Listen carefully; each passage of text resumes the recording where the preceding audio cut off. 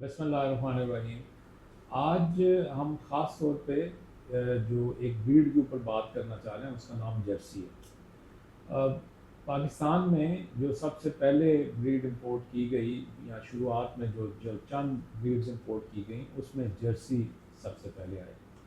लेकिन Jersey somehow उस वक़्त इतना अच्छा परफॉर्म नहीं कर सकी और उस वजह से फिर पिछले कई सालों से जर्सी पाकिस्तान में आना बंद हो गई।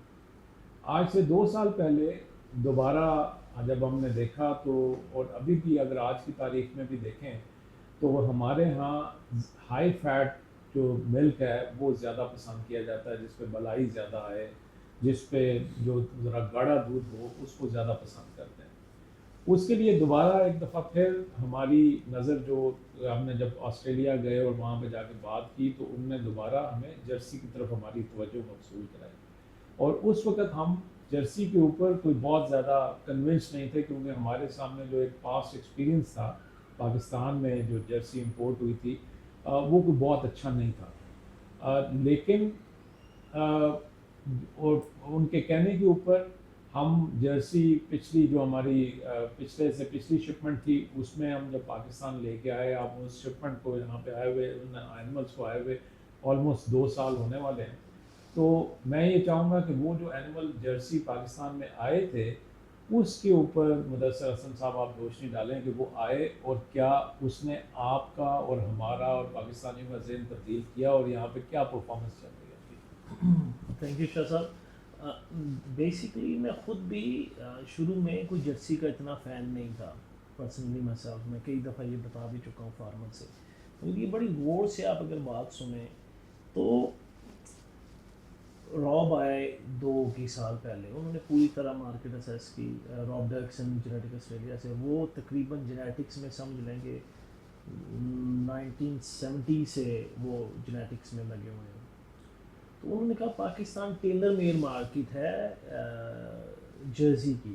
एक तो हीट टॉलरेंस की वजह से हमारे यहाँ जैसे शाह साहब ने कहा कि तो जो सॉलिड्स हैं उसको पसंद किया जाता है, जो आपका गाढ़ापन है दूध का। और दूसरा फीड एफिशिएंट है। हमारे जो मीडियम से स्मॉल फार्मर्स का है वो उस तरह की फीड ऑफ कोर्स वो नहीं उनको दे सकते।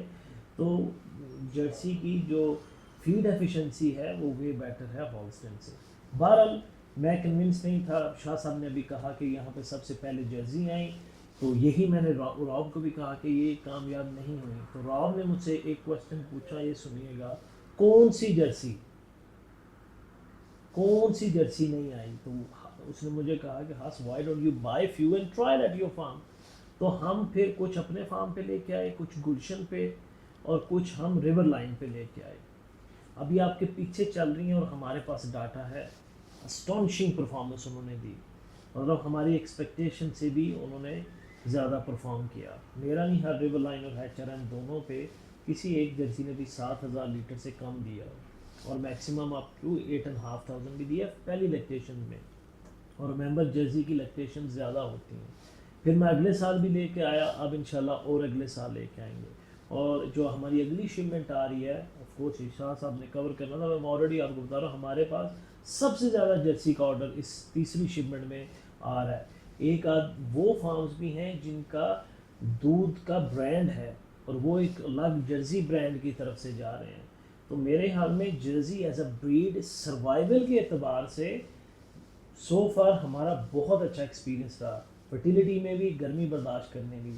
अब वो बिजनेस वाइज कैसे यहाँ पे कन्वर्ट हो सकती है वो शाह साहब मुझसे ज़्यादा बेहतर बता सकते हैं कि जर्सी कंपेयर टू हॉलस्टाइन कैसे हो सकती है। सिर्फ एक डाटा मैं आपको देता हूँ, हमने ये जर्सी का और हॉलस्टाइन का दूध हमने लिफोलॉजी कैफ़े को दिया था टेस्ट के लिए। तो उन्होंने कहा था जो कॉफ़ी और टी जर्सी मिल्क से बनी है हमने कभी किसी दूध से एक्सपीरियंस नहीं किया। तो ये उनकी राय थी। जी, इसमें क्योंकि हमारे जितने भी अगर आप मैक्सिमम डेयरीज़ देखें, जो मैं स्मॉल एंड मीडियम साइज जो डेयरीज़ हैं वहाँ पे देखा जाए तो बहुत सारे फार्मर्स जो उनसे हैं वो कोई 20-30% साथ में बफलोज ऐड करते हैं, और वो मकसद ये होता है कि बफलो का मिल्क ऐड करके उसकी फ़ैट परसेंटेज जो उनकी ओवरऑल उनकी टोटल मिल्क की है उसको इंक्रीज़ किया जाए। मेरा ख्याल है कि और उसके बावजूद unfortunately buffalo is our animal, लेकिन अनफॉर्चुनेटली वो कभी भी वो प्रॉफिटेबिलिटी फार्मर को नहीं दे पाता, और यही वजह है कि फार्मर आहिस्ता आहिस्ता डेयरी से हट रहा था। तो मेरा ख्याल है कि अगर और यही वजह है कि पिछली 2 शिपमेंट्स में हमें बहुत ज़्यादा कामयाबी हुई जर्सी के एनिमल्स के हवाले से। क्यों? नंबर 1 छोटा जानवर है, नंबर 2 खाता कम है, नंबर 3 दूध ज़्यादा देता है, और अब जो उसके जो नंबर्स आ रहे हैं जो हमारे सामने, जो उसकी मिल्क यील्ड्स आ रही हैं कुछ फार्म्स के ऊपर, वो दे आर अमेजिंग। मुझे कई दफ़ा खुद देखने के बावजूद मुझे लगता है कि वो पॉसिबल नहीं है। इसके ऊपर अगर आप थोड़ा सा। जी जी, कल एक फार्म का, और फार्म ने पर्टिकुलर मुझे कहा है कि मेरे ये HRM नहीं है, रिवर लाइन भी नहीं है, उन्होंने कहा कि हमारे फार्म का नाम नहीं आपने लेना, उनको कुछ नज़र शज़र का है। तो जर्सी ने 3 टाइम्स मिल्किंग में 40.5 आई थिंक 40.5 लीटर टच किया फर्स्ट टाइम हेफर ने, और वो मेरा ख्याल है 25 डेज इन मिल्क थी, बहुत ज़्यादा डेज इन मिल्क। तो ये देखें, चाहे वो जितने दिनों के लिए भी दे, एक जर्सी जो आपको तकरीबन 40 लीटर दूध दे रही है, नीली 4.7 4.8 फैट, इस कन्वर्जन से देयर अमेजिंग नंबर्स। तो और इसमें ज़रूरी नहीं है कि ये चलें, ये तो एक एग्जांपल है जो कि बहुत ही हायर साइड पे है, लेकिन उसके बावजूद अगर आप लोअर साइड पे भी आएँ तो वो भी मिल्क जो सा है कंपेरेबल है विद होल्स्टीन एनिमल्स। तो आपको अच्छा दूध विद गुड फैट अगर आपको मिले, तो मेरा ख्याल है कि आपको भी पता है कि यहाँ पे जो जितना दूध बिकता है वो टोटल सॉलिड्स के ऊपर बिकता है।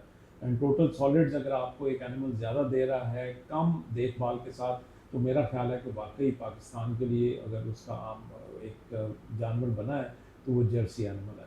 तो अब इस शिपमेंट के लिए आई वुड से कि आपके पास बड़ा अच्छा टाइम है कि आप ओपन एनिमल्स को भी ऑर्डर कर सकते हैं, आप प्रेग्नेंट में भी कर सकते हैं, आप जो हमारे नॉन डिस्ट्रिक्ट एनिमल्स हैं उसमें भी कर सकते हैं, और पेडिग्रीड एनिमल्स में भी आप ऑर्डर कर सकते हैं।